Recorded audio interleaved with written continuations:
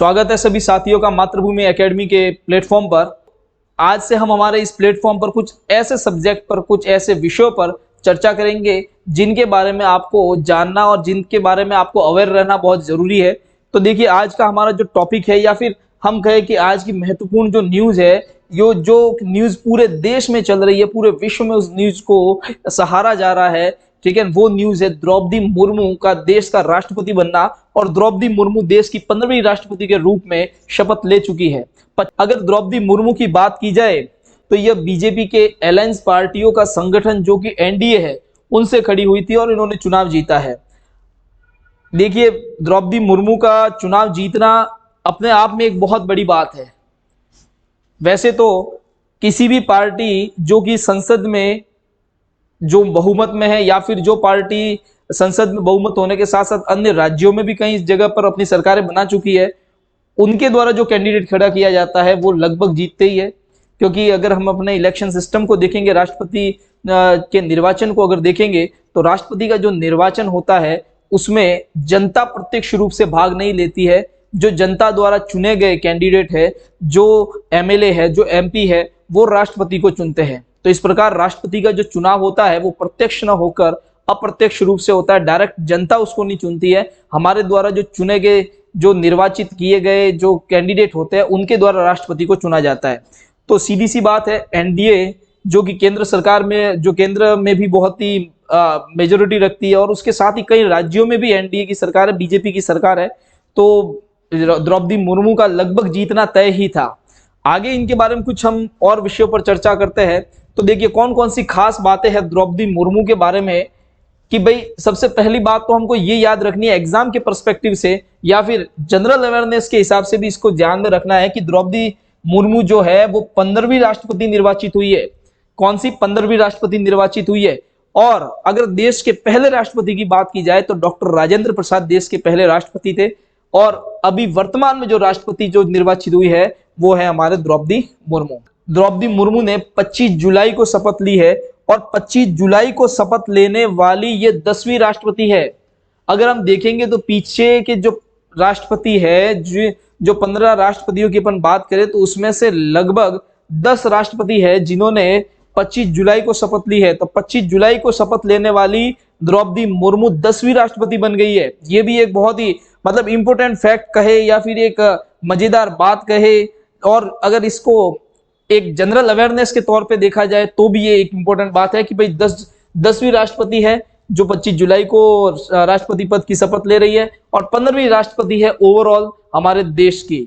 अब अगर आगे बात की जाए द्रौपदी मुर्मू के बारे में, वैसे तो द्रौपदी मुर्मू का जीवन है वो संघर्षों से भरा रहा है, इनके जीवन पर भी हम चर्चा करेंगे, लेकिन उनकी जो संघर्ष की कहानी है, वो संघर्ष की कहानी इतनी महत्वपूर्ण क्यों है कि आज हर न्यूज चैनल इसको कवर कर रहा है, आज हर कोई इस पर अपनी राय दे रहा है, हर कोई इसको जानने के लिए उत्सुक है कि भाई द्रौपदी मुर्मू जो राष्ट्रपति बनी है उनके बारे में हर कोई जानने को उत्सुक क्यों है। तो बात यहाँ पर यह है कि द्रौपदी मुर्मू का जो जीवन था वो संघर्षों से भरा रहा। जिस तरीके से जीवन में संघर्ष करते हुए वो आगे बढ़ी और आज देश के महामहिम बन गई है, राष्ट्रपति पद की जो राष्ट्रपति पद उन्होंने हासिल किया है, पूरे देश की मतलब सर्वोच्च नागरिक बन गई है। तो यह उन सभी वर्ग के लिए, उन सभी तबकों के लिए, उन सभी मतलब महिलाओं के लिए गर्व की बात है, या फिर उनके लिए एक मोटिवेशन की बात है कि कोई भी किसी भी तबके से, कोई भी कहीं भी किसी भी स्थिति में है, अगर वो संघर्ष करके अपने जीवन को बेहतर बनाना चाहता है तो वो संघर्ष करते हुए जीवन बेहतर बना के आगे बढ़ सकता है और अपने जीवन को और से और बेटर से बेटर और अच्छा से अच्छा बना सकता है। जीवन में जन्म लेना, जन्म हमारा कहाँ हो रहा है, किस तरीके से हो रहा है, अमीरी में हो रहा है, गरीबी में हो रहा है, इस पर किसी का बस नहीं है, लेकिन आप किस तरीके से इस जीवन को छोड़ के जाते हो, किस तरीके से आप इस दुनिया को छोड़ के जाते हो, यह बहुत ही महत्वपूर्ण है। द्रौपदी मुर्मू ने भी वही साबित कर दिया। जिस तरीके से गरीबी में, जिस तरीके से एक मतलब ऐसे संघर्षपूर्ण जीवन में जहां से लोगों को थोड़ा सा आगे बढ़ने में भी दिक्कत होती है, वहां पर महामहिम द्रौपदी मुर्मू ने इतना बड़ा सफर तय किया और आज देश की राष्ट्रपति बनी है। ये बहुत ही काबिल तारीफ है और इसके लिए हम सब द्रौपदी मुर्मू को बहुत बहुत ही धन्यवाद देते हैं। अगर हम बात करें देश के राष्ट्रपतियों की, तो देश के अगर राष्ट्रपतियों की बात करें तो द्रौपदी मुर्मू 15वीं राष्ट्रपति है। उससे पहले 14 राष्ट्रपति कौन कौन रहे उस पर थोड़ी सी मैं आपको चर्चा करता हूं। सबसे पहले राष्ट्रपति देश के है वो डॉक्टर राजेंद्र प्रसाद रहे हैं, और डॉक्टर राजेंद्र प्रसाद का जो कार्यकाल था वो 1950 से 1962 तक का है। अगर बात करें दूसरे जो राष्ट्रपति है तो वो है सर्वपल्ली राधाकृष्णन, देश के दूसरे राष्ट्रपति थे और इनका कार्यकाल 1962 से 1967 तक रहा। तीसरे अगर राष्ट्रपति की बात की जाए तो वो है डॉक्टर जाकिर हुसैन, इनका कार्यकाल 1967 से 1969 तक रहा, 1969 तक। अगर बात की जाए तो ये अपने कार्यकाल के दौरान इनकी मृत्यु हो जाती है और इनकी मृत्यु हो जाती है तो उसके बाद अब आपको पता ये होना चाहिए कि अगर किसी राष्ट्रपति की कार्यकाल के दौरान मृत्यु हो जाती है तो उनकी जगह पर राष्ट्रपति पद का जो कार्यभार है वो कौन ग्रहण करता है, वो उपराष्ट्रपति ग्रहण करता है। और उस समय वीवी गिरी उपराष्ट्रपति थे, उस समय वीवी गिरी उपराष्ट्रपति थे और उन्होंने राष्ट्रपति पद की मतलब राष्ट्रपति पद को संभाला। तो कार्यवाहक प्रथम कार्यवाहक भारत के राष्ट्रपति कहा जाए तो वो वीवी गिरी थे, प्रथम कार्यवाहक राष्ट्रपति कहा जाए तो वो वीवी गिरी थे। और उसके बाद वीवी गिरी ने ही वापस राष्ट्रपति के लिए प्रॉपर इलेक्शन लड़ा और इलेक्शन लड़के वो राष्ट्रपति बने। अब अगर बात की जाए आगे तो वीवी गिरी का जो कार्यकाल था वो 1969 से 1974 तक रहा। 1974 के बाद जो कार्यकाल है वो फखरुद्दीन अली अहमद का है, 1974 से 1977 तक। और फखरुद्दीन अली अहमद भी ऐसे व्यक्ति थे जो अपने कार्यकाल के दौरान जिनकी मृत्यु हो जाती है और मृत्यु के बाद दूसरे जो कार्यवाहक राष्ट्रपति बनते हैं वो है बीडी जत्ती, उनका नाम था बीडी जत्ती। अगर इसके बाद बात की जाती है नीलम संजीव रेड्डी की, तो नीलम संजीव रेड्डी का जो कार्यकाल था वो 1977 से 1982 था। उसके बाद ज्ञानी जेल सिंह, जिनके बारे में हम सब जानते ही है, ज्ञानी जेल सिंह और इंदिरा गांधी के समय जो इमरजेंसी जो डिक्लेयर की थी ज्ञानी जेल सिंह के द्वारा इंदिरा गांधी सरकार के समय में, तो ज्ञानी जेल सिंह का कार्यकाल 1982 से 1987 तक रहा। उसके बाद बात की जाए तो अगर नेक्स्ट बात की जाए तो नेक्स्ट राष्ट्रपति आर वेंकटरमन रहे, जिनका जो कार्यकाल था 1987 से 1992 तक, 1987 से 1992 तक इनका कार्यकाल रहा है। उसके बाद बात की जाए तो शंकर दयाल शर्मा जो 1992 से 1997 तक रहे। उसके बाद चर्चित राष्ट्रपति रहे जिनके बारे में लगभग सभी जानते हैं, साउथ के ये राष्ट्रपति थे, साउथ से बिलोंग करते थे, KR नारायण, और उनका जो कार्यकाल तो 1997 से 2002 तक था। उसके बाद बात की जाए तो जो मिसाइल मैन जिनको राष्ट्रपति के तौर पर राष्ट्रपति जिनको बनाया गया था वो थे अब्दुल कलाम आजाद, APJ अब्दुल कलाम आजाद। 2002 से 2007 तक APJ अब्दुल कलाम आजाद देश के राष्ट्रपति रहे। उसके बाद बात की जाए तो देश की पहली महिला राष्ट्रपति, तो पहली महिला राष्ट्रपति प्रतिभा पाटिल रही 2007 से 2012 तक। उसके बाद प्रणब मुखर्जी की बात की जाए तो 2012 से 2017 तक जो प्रणब मुखर्जी थे वो राष्ट्रपति रहे हैं। बाद अगर बात की जाती है तो देश के पहले दलित राष्ट्रपति की बात की जाए तो वो थे रामनाथ कोविंद। 2017 से लेके 2022 तक इनका कार्यकाल रहा और अब देश की पहली आदिवासी महिला राष्ट्रपति बनी है। यानी देश के अंदर अगर बात की जाए ST समुदाय की, तो ST समुदाय को प्रतिनिधित्व करने वाली पहली राष्ट्रपति बनी है वो है द्रौपदी मुर्मू। और इनका अगर नंबर आता है राष्ट्रपतियों में तो वो 15वां नंबर आता है। तो इस प्रकार हमने देखे कि देश के राष्ट्रपति कौन कौन बने, उनका कार्यकाल क्या क्या रहा। अब अगर बात की जाए राष्ट्रपति के तौर पर, अगर बात की जाए कि भाई द्रौपदी मुर्मू ने अब शपथ ली है, तो राष्ट्रपति के रूप में जब शपथ ली है तो अब द्रौपदी मुर्मू कहाँ जाएगी? अब द्रौपदी मुर्मू जाएगी देश के राष्ट्रपति भवन में। और अगर इस राष्ट्रपति भवन की बात की जाए तो ये बहुत ही प्यारा, बहुत ही शानदार भवन है जिसमें जाना मतलब एक सपने जैसा है और वो सपना द्रौपदी मुर्मू जी का पूरा हुआ है। अगर बात की जाए इस राष्ट्रपति भवन की तो थोड़ी सी इस पे मैं आपको जानकारी देता हूं राष्ट्रपति भवन के बारे में। तो ये जो राष्ट्रपति भवन है वो 330 एकड़ में फैला हुआ है। इतना बड़ा 330 एकड़ में फैला हुआ ये राष्ट्रपति भवन है और इसका आकार H आकार का है। अगर इसका शेप देखेंगे तो वो H आकार का है। इसमें 4 मंजिला इमारत है और जिसमें 340 कमरे हैं। मतलब 330 एकड़ का पूरा इतना बड़ा महल का महल जैसे जो राष्ट्रपति भवन है उसमें 340 कमरे हैं और 2.5 किलोमीटर का तो सिर्फ और सिर्फ इसमें कॉरिडोर है। मतलब इसमें एक जगह से दूसरे जगह तक जाने के लिए मतलब 2.5 किलोमीटर लंबा आपको सफर तय करना पड़ सकता है। अगर बात की जाए इस भवन में तो 190 एकड़ में सिर्फ इसमें बगीचे हैं। राष्ट्रपति भवन में 190 एकड़ में सिर्फ और सिर्फ बगीचे हैं, और वो इतने शानदार बगीचे हैं जो इस राष्ट्रपति भवन को और ज्यादा प्यारा और सुंदर बना देते हैं। आगे मैं बताऊं तो राष्ट्रपति भवन के जो कार्यकाल है उसमें अतिथि कक्ष और कर्मचारियों के लिए लगभग 300 कमरे हैं। अतिथियों के लिए जो कर्मचारी है, जो राष्ट्रपति के अंडर में रह के काम करते हैं, उनके लिए लगभग 300 कमरे राष्ट्रपति भवन में है। आगे और अगर बात की जाए तो ये जो राष्ट्रपति भवन है, आपको ये पता होना चाहिए कि राष्ट्रपति भवन कहां पर बना हुआ है। तो राष्ट्रपति भवन दिल्ली में तो बना हुआ है, लेकिन रायसीना हिल्स पे बना हुआ है, और ये रायसीना हिल्स अरावली पर्वतमाला का ही हिस्सा है। अरावली पर्वतमाला का ही हिस्सा रायसीना हिल्स है, और इस पर राष्ट्रपति भवन बना हुआ है। और अगर हमने आज तक ये पढ़ा है कि राष्ट्रपति भवन रायसीना हिल्स पे बना हुआ, लेकिन इन रायसीना हिल्स, इस जो अरावली पर्वत का जो ये भाग है रायसीना हिल्स, इसका नाम रायसीना हिल्स कैसे पड़ा? तो यहाँ पर इन पहाड़ों पर दो गांव थे, जिनमें एक का नाम था रायसीनी और दूसरे का नाम था मालचा। इन दोनों के कंबाइंड नाम से ही, इन दोनों गांवों के कंबाइंड नाम से ही जोड़कर रायसीना हिल्स इस पहाड़ियों का नाम पड़ा, और इसके ऊपर राष्ट्रपति भवन है। तो ये बहुत इंपॉर्टेंट जानकारी हमको मिल रही है कि भाई राष्ट्रपति भवन रायसीना हिल्स पे बना हुआ है। और ये रायसीना हिल्स देखा जाए तो पुराने दो गांवों के नाम है, जिनके नाम है रायसीनी और मालचा। इन गांवों को नाम को जोड़ के रायसीना हिल्स नाम बनाया गया है। तो ये बहुत बड़ा एक राष्ट्रपति भवन, जिसमें द्रौपदी मुर्मू जी कदम रखने वाले हैं, और वो 15वें राष्ट्रपति के तौर पर यहाँ पर जाएंगे। अब अगर बात की जाए द्रौपदी मुर्मू जी की, तो इन्होंने 25 जुलाई को शपथ ली है।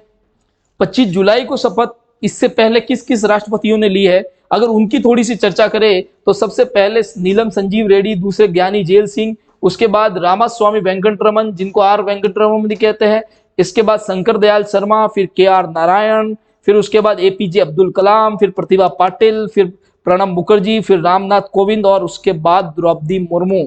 तो इस प्रकार द्रौपदी मुर्मू को अगर कहा जाए तो 25 जुलाई को शपथ लेने वाली 10वीं राष्ट्रपति बन चुकी है द्रौपदी मुर्मू। उससे पहले इतने जो राष्ट्रपति थे, इन्होंने 25 जुलाई को शपथ ली। अगर इसमें चले तो द्रौपदी मुर्मू के बारे में थोड़ी सी जानकारी आपको मैं बताऊं, मैडम द्रौपदी मुर्मू के बारे में, तो इनका जन्म जो है वो 20 जून 1958 को हुआ। 20 जून 1958 को इनका जन्म हो रहा है, और इनका जन्म जो है 20 जून 1958 को हुआ है वो उड़ीसा के मयूरभंज जिले में के रायरंगपुर में हुआ है। उड़ीसा के मयूरभंज जिले के रायरंगपुर में, ठीक है। द्रौपदी मुर्मू के अगर बारे में बात की जाए तो 20 जून को इनका जन्म था, और 21 जून को ही इनको राष्ट्रपति पद का दावेदार बनाया। ये बहुत बड़ी खुशखबरी इनको मिली 21 जून को। उनको द्रौपदी मुर्मू जी का जन्मदिन था, इस बार 64वां इनका जन्मदिन था, और 21 जून को ही बीजेपी अध्यक्ष JP नड्डा ने उनका नाम राष्ट्रपति उम्मीदवार के लिए घोषित किया। जब उनका नाम राष्ट्रपति उम्मीदवार के लिए घोषित किया गया और द्रौपदी मुर्मू जी को इसके बारे में पता चला, तो कई टेलीविजन वाले उनके पास भी गए। आगे बात की जाए तो द्रौपदी मुर्मू जी आजाद भारत की पहली महिला राष्ट्रपति है। यानी द्रौपदी मुर्मू के बारे में अगर कहा जाए तो आजाद भारत की, मतलब इससे पहले जितने भी राष्ट्रपति हुए, इससे पहले जितने भी राष्ट्रपति हो रहे हैं, उनका सबका जन्म लगभग आजादी से पहले का है। द्रौपदी मुर्मू ऐसी राष्ट्रपति है जिनका जन्म आजादी के बाद का है। तो यानी एक जनरल अवेयरनेस की ये बात बनती है कि ऐसी कौन से राष्ट्रपति है जिनका जन्म आजादी के बाद हुआ है, तो द्रौपदी मुर्मू जी ऐसी राष्ट्रपति है जिनका जन्म आजादी के बाद हुआ है। अब अगर बात की जाए द्रौपदी मुर्मू के बारे में, तो ये राष्ट्रपति बनने से पहले अगर इनको कहे कि भाई क्या उनका कोई राजनीतिक कैरियर था, तो हाँ, इनका राजनीतिक कैरियर था। द्रौपदी मुर्मू झारखंड की पहली महिला और आदिवासी राज्यपाल भी थी, और 2 बार ये MLA विधायक भी रह चुकी है बीजेपी की। तो इस प्रकार अगर कहा जाए तो इनका राजनीतिक कैरियर था, हाँ राजनीतिक कैरियर था, लेकिन एक छोटे से स्तर से उठकर इस मुकाम पर पहुंचना ये बहुत ही एक बड़ी बात है। आगे अगर बात की जाए तो झारखंड में ये सबसे लंबे वक्त 6 साल से अधिक समय तक राज्यपाल रही है। यानी आगे इनके बारे में थोड़ी और जानकारी बताऊं तो मैं आपको बताऊंगा कि 1979 में द्रौपदी मुर्मू ने 1979 में रमा देवी महिला कॉलेज से कॉलेज पास की है, यानी BA किया है। तो ये उन कॉलेज वालों के लिए भी बहुत फक्र की बात है कि हमारे यहाँ से पास आउट एक विद्यार्थी आज राष्ट्रपति बन गए। उसके बाद बात की जाए कि भैया उड़ीसा सरकार में इन्होंने क्लर्क की नौकरी भी की है। बाद में क्लर्क की नौकरी करने के बाद ये थोड़े टाइम तक शिक्षक भी रही है। बात करूं तो 1979 में द्रौपदी मुर्मू ने राय रंगपुर नगर में पंचायत चुनाव में वार्ड पार्षद का चुनाव जीता था सबसे पहले। तो अगर बात की जाए इनके कैरियर की, राजनीतिक कैरियर की, तो शुरुआत 1997 के आसपास हो रही है और वहां पर सबसे पहले वो राय रंगपुर नगर में वार्ड पार्षद का चुनाव जीत रही है। उसके बाद अगर बात की जाए तो इसी राय रंगपुर में विधानसभा सीट के लिए बीजेपी से टिकट मिलने के बाद लगभग 2 बार ये सन 2000 से लेके 2009 तक विधायक चुनी गई है। तो 2002 से 2004 तक पहली बार विधायक, उसके बाद 2004 से 2009 तक दूसरी बार बीजेपी की सीट से विधायक रही है। उसके बाद बात करी जाए तो 2002 से 2004 तक नवीन पटनायक की उस समय जब सरकार थी, जब ये पहली बार जो एमएलए बनी थी उस समय नवीन पटनायक की सरकार थी और नवीन पटनायक की सरकार में स्वतंत्र प्रभार में ये राज्य मंत्री भी रही हुई है। तो राजनीतिक कैरियर की अगर इनकी बात की जाए तो पहले जो नवीन पटनायक की जो सरकार थी, बीजू जनता दल से, ये नवीन पटनायक जो थे वो बीजू जनता दल से बिलोंग करते थे और उड़ीसा में इन्होंने बीजेपी के साथ गठबंधन करके सरकार बना रखी थी और इस गठबंधन सरकार में 2002 से 2004 तक द्रौपदी मुर्मू जो कि स्वतंत्र प्रभार में राज्य मंत्री रह चुकी थी। उसके बाद बात की जाए 2009 में, तो 2009 में द्रौपदी मुर्मू के बारे में यह जानकारी है कि जब ये विधायक बनी तब उनके पास कुल मात्र 9 लाख रुपए ही संपत्ति थी। 9 साल तक एमएलए रहने के बावजूद अगर इनकी संपत्ति देखी जाए तो मात्र 9 लाख रुपए थी, जो कि इनकी ईमानदारी को प्रदर्शित करती है। इस प्रकार जो इन्होंने 2000 से लेके 2009 तक एमएलए के रूप में जो जनता की सेवा की उसमें स्पष्ट झलकता है कि द्रौपदी मुर्मू जी बिल्कुल ही ईमानदार थे और उन्होंने ईमानदारी पूर्वक अपने कर्तव्य का निर्वहन किया। अब अगर द्रौपदी मुर्मू के बारे में और एक्स्ट्रा जानकारी आपको मैं दूं तो 2013 से लेके 2015 तक यह बीजेपी की एसटी मोर्चा की राष्ट्रीय कार्यकारिणी की सदस्य रही है। उसके बाद 2015 में इनको पहली बार राज्यपाल बनाया गया। झारखंड में पहली बार राज्यपाल 2015 में बन रही है ये, और 2015 में जब झारखंड में ये राज्यपाल बन रही है तब आपको मैंने बताया था कि झारखंड में सबसे ज्यादा 6 साल तक राज्यपाल बनने वाली राज्यपाल रही। नेक्स्ट अगर बात करूं तो 2017 में ही रघुदास सरकार जो थी, जो कि बीजेपी से गठबंधन में उस समय सरकार चल रही थी और द्रौपदी मुर्मू जी वहां झारखंड में राज्यपाल थे। उस समय रघुदास सरकार ने क्या किया, ब्रिटिश हुकूमत के टाइम से एक वहां पर एक एक्ट चल रहा था जिसको छोटा नागपुर काश्तकारी अधिनियम या फिर CNT एक्ट कहते हैं, और एक और एक्ट था संथाल परगना काश्तकारी अधिनियम या SPT एक्ट कहते हैं। इन दोनों ही एक्टों में कुछ प्रावधानों में संशोधन किया गया रघुदास सरकार के द्वारा, और फिर संशोधन करने के बाद इस विधेयक को द्रौपदी मुर्मू के पास भेजा गया हस्ताक्षर के लिए, लेकिन द्रौपदी मुर्मू जी ने बगैर हस्ताक्षर किए रघुदास सरकार के इन दोनों विधेयकों को वापस लौटा दिया। इन्होंने कहा कि भाई इन दोनों ही अधिनियमों से किसी भी प्रकार से जनता की भलाई नहीं है। उनको लगा कि भाई ये कुछ जनता की भलाई वाले अधिनियम या फिर एक्ट नहीं है, तो उन्होंने इन दोनों पर पुनर्विचार के लिए सरकार को कह दिया, बगैर दस्तखत किए उनको वापस लौटा दिया।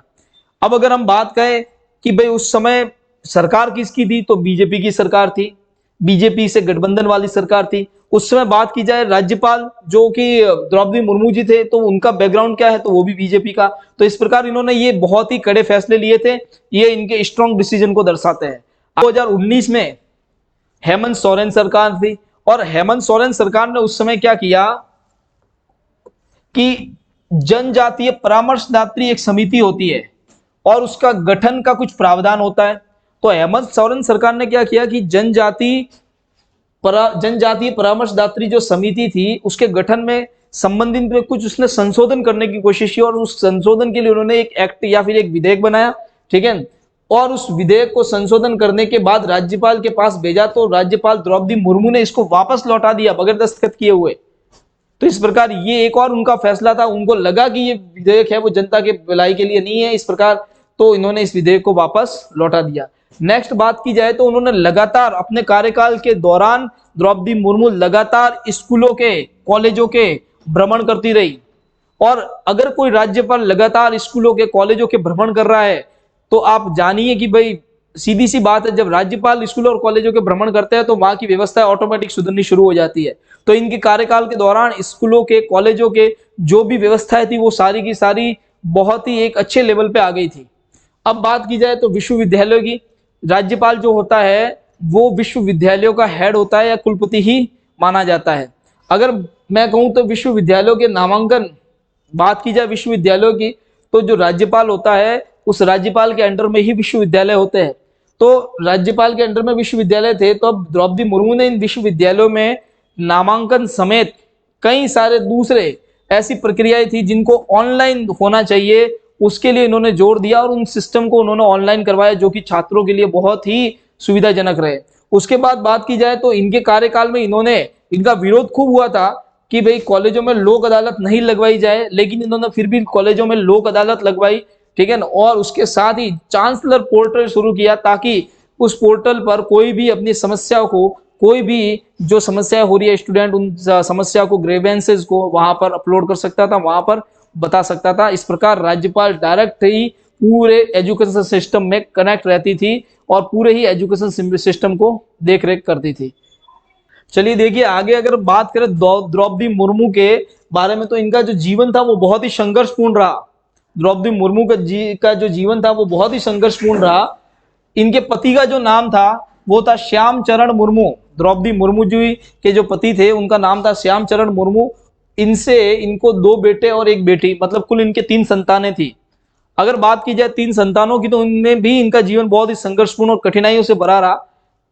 3 जो संतान थी उसमें से इनके 2 जो बेटे थे उनकी असमय मौत हो गई थी, और आज वर्तमान में सिर्फ इनकी 1 बेटी है जिनका नाम इतिश्री है, और इनकी बेटी के एक और बेटी है जो कि द्रौपदी मुर्मू जी की नातिन है, उसका नाम है आदयाश्री। उनका नाम है आदयाश्री। इस प्रकार कहा जाए द्रौपदी मुर्मू के पारिवारिक जीवन के बारे में, तो पारिवारिक जीवन इनका बहुत ही संघर्षपूर्ण रहा, और इन पारिवारिक जीवन में आज इनके साथ सिर्फ इनकी छोटी नातिन और इनकी बेटी और इनके दामाद है। इस प्रकार द्रौपदी मुर्मू एक बहुत ही संघर्षपूर्ण जीवन जीते हुए जो राष्ट्रपति पद के लिए चुनी गई है और जो राष्ट्रपति देश की बनी है, इनको सदियों तक याद रखा जाएगा और हमेशा इनकी चर्चा होगी, क्योंकि इनकी जो संघर्षपूर्ण जीवन के बाद एक पहली आदिवासी महिला इस पद पर पहुंच रही है, तो उसकी बात तो हमेशा होनी ही है। बात करते हैं द्रौपदी मुर्मू जी के बारे में वापस, स्पेशल कुछ कंडीशन के बारे में, तो ये है कि भाई इन्होंने शपथ ली थी वो 25 जुलाई को ली थी, और 25 जुलाई को शपथ लेने वाली ये 10वीं राष्ट्रपति थी, मैंने आपको बताया था। अगर बात की जाए शपथ की, अब शपथ की बात करें, 25 जुलाई की उन्होंने शपथ ली, तो राष्ट्रपति को शपथ कौन दिलाता है, ये एक बेसिक बात बनती है कि राष्ट्रपति को शपथ कौन दिलाता है।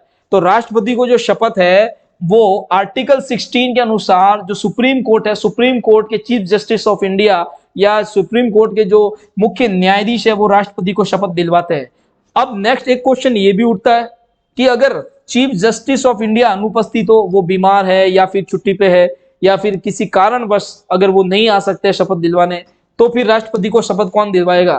तो अगर चीफ जस्टिस ऑफ इंडिया अनुपस्थित है तो उनकी जगह सुप्रीम कोर्ट के जो सबसे सीनियर जज होते हैं, जो सीनियर न्यायाधीश होते हैं, उनके जो चीफ जस्टिस ऑफ इंडिया के बाद जिनका नंबर आता है, जो सीनियर न्यायाधीश होंगे, वो राष्ट्रपति को शपथ दिलवाएंगे। ठीक है। इसके आगे अगर बात की जाए तो राष्ट्रपति अपने संविधान के प्रति किस प्रकार की शपथ लेता है, ये शपथ ले रहे हैं तो शपथ क्या लेंगे, ये संविधान के प्रति अपनी शपथ लेते हैं और संविधान के परिरक्षण की, संरक्षण की, मतलब ये कहते हैं कि भाई मैं राष्ट्रपति हूं या राष्ट्रपति रहूंगा या रहूंगी, तब मैं राष्ट्रपति होने के नाते संविधान का परिरक्षण करूंगे, उसके साथ ही उसका संरक्षण और उसके प्रतिरक्षा की और संविधान के रक्षा की भी, प्रतिरक्षा की भी ये शपथ लेते हैं। साथ में जनता की सेवा और कल्याण की भी शपथ लेते हैं। तो मेन मुख्य रूप से इनकी शपथ होती है वो संविधान के प्रति होती है और जनता की सेवा और कल्याण के प्रति इनकी शपथ होती है। अगर बात की जाए द्रौपदी मुर्मू के बारे में नेक्स्ट, कि भाई इनकी जो इनका जो चुनाव हुआ, जो ये राष्ट्रपति चुनी गई, ये क्यों स्पेशल है इतना। आगे भी तो राष्ट्रपति कई सारे चुने गए, स्पेशल इसलिए है कि वो तो बात कई बार हम कर चुके हैं कि भाई आदिवासी महिला है, पहली आदिवासी महिला जो राष्ट्रपति के पद पर पहुंची, लेकिन ये ऐसी महिला राष्ट्रपति थी जिनके लिए जमकर क्रॉस वोटिंग हुई। द्रौपदी मुर्मू से इस प्रकार से सभी मतलब सहमत थे उनके राष्ट्रपति बनने के लिए कि जमकर इनके लिए क्रॉस वोटिंग हुई। क्रॉस वोटिंग का मतलब हुआ एक पार्टी विशेष के लोग अपनी पार्टी वाले को वोट न देके दूसरी पार्टी वाले को वोट दे रहे हैं। तो जमकर क्रॉस वोटिंग हुई है और इस क्रॉस वोटिंग की वजह से द्रौपदी मुर्मू को इलेक्शन में लगभग 64% वोट मिल रहे हैं। 64%, 64.03% वोट किसको मिले हैं? द्रौपदी मुर्मू को। और यशवंत सिन्हा जो कि पूर्व बीजेपी सांसद भी रह चुके हैं और ये पूर्व एक आईएएस भी है, इनको मात्र 35.97 यानी गए मतलब कहा जाए 36% वोट इनको मिले और 64% किसको है? द्रौपदी मुर्मू जी को वोट मिले। तो एक भारी मतों के अंतर से जीत हासिल की है द्रौपदी मुर्मू ने। तो द्रौपदी मुर्मू एनडीए के अलावा 17 सांसदों और 126 विधायकों का समर्थन मिला है। यानी एनडीए के सभी जो भी विधायक थे उन्होंने मतलब द्रौपदी मुर्मू जी को वोट तो दिया ही, साथ में अन्य 17 जो सांसद थे या फिर 126 एमएलए, ठीक है, 17 एमपी और 126 एमएलए, इन्होंने द्रौपदी मुर्मू के लिए वोट किया। अपनी पार्टी को छोड़कर दूसरी पार्टी वालों के लिए वोट किया और वो भी किसके लिए? द्रौपदी मुर्मू के लिए। तो ये इनकी जीत एक शानदार जीत के तौर पे देखी जाती है। आगे अगर बात की जाए द्रौपदी मुर्मू जी के बारे में, तो इनको सबसे ज्यादा क्रॉस वोट कहां से मिले हैं? असम से सबसे ज्यादा क्रॉस वोट मिले हैं। यानी असम से इनको जो क्रॉस वोट मिले हैं, अदर पार्टी वालों ने भी इनको वोट दिया। 22 वोट सबसे ज्यादा असम से क्रॉस वोट मिले इनको। और मध्य प्रदेश से इनको 19 क्रॉस वोट मिले हैं। अब अगर बात की जाए आर्टिकल 16 के अकॉर्डिंग जो चुनाव किए जाते हैं राष्ट्रपति के, जो राष्ट्रपति है उसको चुना जाएगा आर्टिकल 16 के अनुसार कि भाई राष्ट्रपति का चुनाव में भाग कौन कौन लेगा। ठीक है, तो आर्टिकल 16 ये बताता है कि भाई राष्ट्रपति के चुनाव में भाग कौन कौन लेगा। यानी द्रौपदी मुर्मू जी को चुना है तो किन किन लोगों ने चुना है। एक बात पहले ही हमने चर्चा कर ली कि द्रौपदी मुर्मू जी को जो चुना गया है वो जनता के द्वारा नहीं चुना गया। जनता के जो प्रतिनिधि है, जो जनता द्वारा चुने गए एमएलए एमपी है, उन्होंने द्रौपदी मुर्मू को चुना है। तो जनता डायरेक्ट राष्ट्रपति को नहीं चुनती है। कौन चुनता है? एमएलए एमपीज उनको राष्ट्रपति को मतलब चुनाव करते हैं, राष्ट्रपति का चुनाव करते हैं। और आर्टिकल 16 के अनुसार कौन कौन राष्ट्रपति के चुनाव में भाग लेता है? तो संसद के दोनों सदन, तो दोनों सदनों में कौन सा? एक तो लोकसभा और दूसरा राज्यसभा। लोकसभा और राज्यसभा दोनों सदनों के सदस्य माने जाते हैं, दोनों सदनों के सदस्य भाग लेते हैं राष्ट्रपति के चुनाव में। उसके बाद विधानसभा, तो जितनी भी विधानसभाएं हैं, जितनी भी विधानसभाएं हैं, ठीक है, जितने भी राज्यों में विधानसभाएं चल रही है, उनके जितने भी एमएलए हैं, निर्वाचित सदस्य, विधानसभाओं में निर्वाचित सदस्य कौन होते हैं? एमएलए। और जितने भी एमएलए हैं वो इस चुनाव में भाग लेते हैं। और ये एमएलए और एमपी मिलके क्या करते हैं? राष्ट्रपति को चुनते हैं। इनके अलावा भी 70वें संविधान संशोधन, ये इंपॉर्टेंट बात है कि भाई कौन से मतलब संविधान संशोधन के द्वारा दिल्ली और पांडिचेरी या पुदुचेरी के संघ शासित जो विधानसभा है उनके निर्वाचित सदस्य भी भाग लेते हैं। तो 70वां संविधान संशोधन के द्वारा यह तय किया गया कि दिल्ली और पुदुचेरी जो विधानसभा है उनके भी निर्वाचित सदस्य जो राष्ट्रपति है उनके चुनाव में भाग लेंगे। तो इस प्रकार एक बहुत महत्वपूर्ण आपके लिए जानकारी डाटा यहाँ पर है कि राष्ट्रपति के चुनाव में भाग कौन लेते हैं। राष्ट्रपति के चुनाव में लोकसभा राज्यसभा के दोनों सदनों के सदस्य और सभी विधानसभाओं के जितने भी राज्य हैं उनकी विधानसभाओं के एमएलए भाग लेते हैं। और अगर केंद्र शासित प्रदेशों की बात की जाए तो मात्र दिल्ली और पुदुचेरी के जो विधानसभा सदस्य हैं वही इसमें भाग लेते हैं 70वें संविधान संशोधन के द्वारा। आगे बात की जाए आर्टिकल 55, तो आर्टिकल 55 क्या कहता है? आर्टिकल 55 ये कहता है कि मैनर ऑफ इलेक्शन, इलेक्शन किस प्रकार से होगा।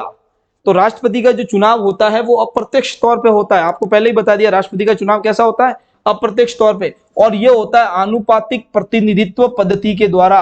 आनुपातिक प्रतिनिधित्व पद्धति के द्वारा। अब इसको मैं बताता हूं कि भाई आनुपातिक प्रतिनिधित्व पद्धति क्या होती है, इसको अभी चर्चा करते हैं।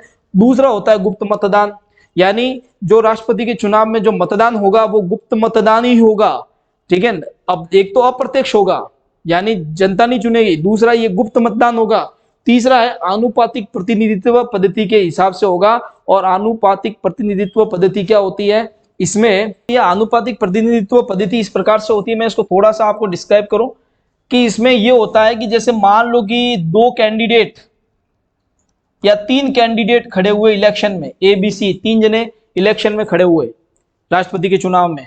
तो अब इसमें इस प्रकार से वोटिंग की जाती है कि जैसे मैं वोट करने जाऊं, मैं एमएलए या एमपी हूं और मैं वोट करने जाऊं तो मैं वोट करूंगा, मैं अनुपात के हिसाब से वोट करूंगा, मैं यहां पर प्रेफरेंस दूंगा। मेरा जो बैलेट होगा, मेरी जो पर्ची होगी, उसमें मैं क्रम दूंगा कि भाई सबसे पहले मैं चाहता हूं कौन राष्ट्रपति बने, दूसरे नंबर पर कौन बने और तीसरे नंबर पर कौन बने।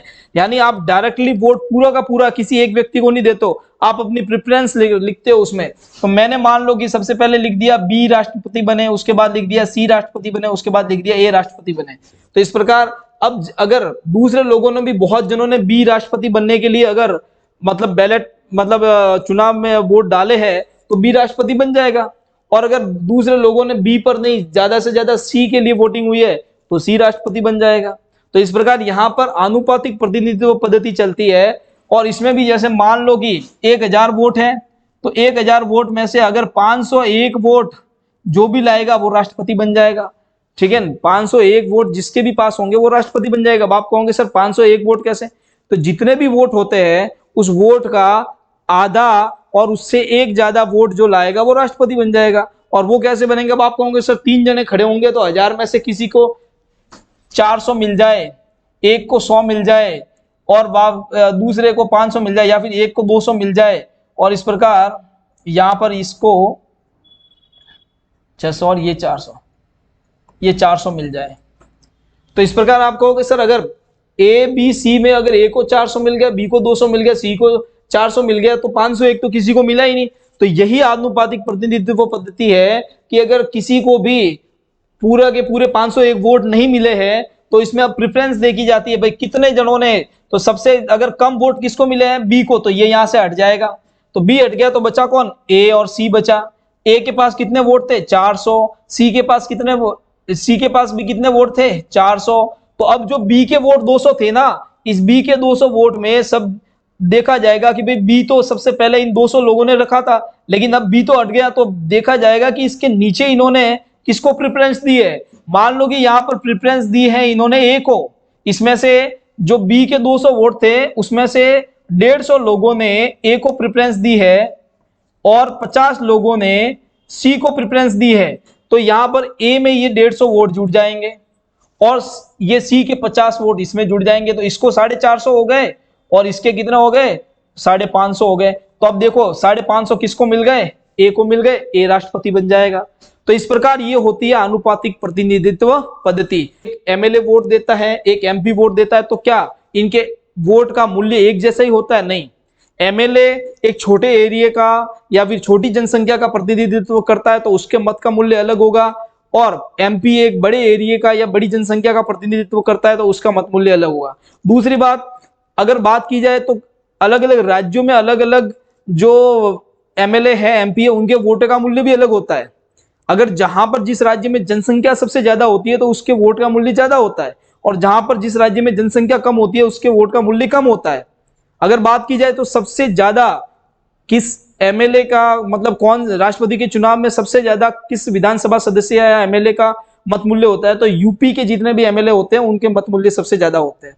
और सबसे कम कहे जाए तो सबसे कम किसके होते हैं? सिक्किम राज्य है, उसके जो एमएलए होते हैं उनके जो मत मूल्य है वो सबसे कम होते हैं, क्योंकि वहां पर जनसंख्या कम है। तो जनसंख्या के अकॉर्डिंग वहां पर क्या होता है? जनसंख्या के प्रतिनिधित्व के हिसाब से उनके मत का मूल्य होता है। और वैसे इनके मत मूल्य निकालने का तरीका ये होता है कि एक विधायक का अगर आपको मत मूल्य निकालना है तो विधायक के मत मूल्य निकालने के लिए एक फॉर्मूला ये रहता है कि उस राज्य की टोटल जनसंख्या कितनी है उसको यहाँ रख दो। जैसे अगर मैं राजस्थान की बात करूं तो राजस्थान में 6 लाख जनसंख्या, इसको ऊपर रख दो।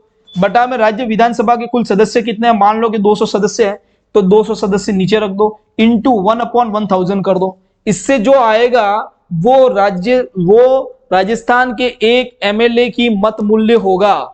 यानी ऊपर तो आपको रखनी है राजस्थान की कुल जनसंख्या, नीचे 200 और उसका इंटू कर देना 1000 से, और उसका फिर भाग देना है, तो जो आएगा वो राजस्थान के मत का, जो राजस्थान के एमएलए है उनके मत का मूल्य होगा। इसी प्रकार अगर बात की जाए एक सांसद की, ठीक है, तो संसद सदस्य या एक सांसद है, अगर उसके मत मूल्य की बात की जाए तो सभी राज्यों के विधायकों का मत मूल्य, यानी पहले सभी विधायकों का मत मूल्य निकालेंगे और उसके बाद जितने भी राज्यों के, सभी राज्यों के जो विधायक है उनके मत मूल्य जितने भी होंगे उन मत मूल्यों को ऊपर रख देंगे, उनका जितना मूल्य आ रहा है उसको ऊपर रख देंगे। अपॉन में संसद में निर्वाचित सदस्यों की कुल संख्या, तो संसद में निर्वाचित सदस्यों की कुल संख्या को नीचे रख के जब उसमें भाग देंगे तो संसद के एक जो सदस्य है उसकी जो है वोट वैल्यू आ जाएगी। इस प्रकार फिर इनकी वोटिंग करवाई जाती है। कुछ एमएलए, मतलब किसी को कोई, फिर एमएलए एमपीज अपने अपने हिसाब से वोट देते हैं, तो उनके वोटिंग की जो वैल्यू है उसके काउंटिंग के हिसाब से किसको वोट ज्यादा मिले परसेंटेज में, ठीक है, जो वोट ज्यादा जिसको मिलते हैं वो जीत जाएगा और जिसको वोट कम मिले वो हार जाएगा। तो इस प्रकार द्रौपदी मुर्मू जी ने इस प्रकार ये पूरा का पूरा चुनाव लड़ा है, इस प्रकार से उन्होंने चुनाव जीता है और चुनाव जीतने के बाद वो देश की 15वीं राष्ट्रपति बनी है। और द्रौपदी मुर्मू 15वीं राष्ट्रपति बनी है, ये पूरे देश के लिए और सम्मान की बात है, क्योंकि यहाँ पर एक आदिवासी वर्ग की महिला को एक सर्वोच्च पद पर ले जाके आसीन किया गया है। आदिवासी वर्ग की एक महिला को सर्वोच्च पद प्राप्त हुआ है और इसकी चर्चा आज भारत के मीडिया के साथ साथ विदेशी मीडियाओं में भी खूब हो रही है और ये सबके लिए एक सम्मान की बात है। आशा करते हैं, कामना करते हैं कि देश इसी प्रकार तरक्की करता रहे और हमारे देश में इसी प्रकार से अच्छे कार्य होते रहे। जय हिंद, जय भारत।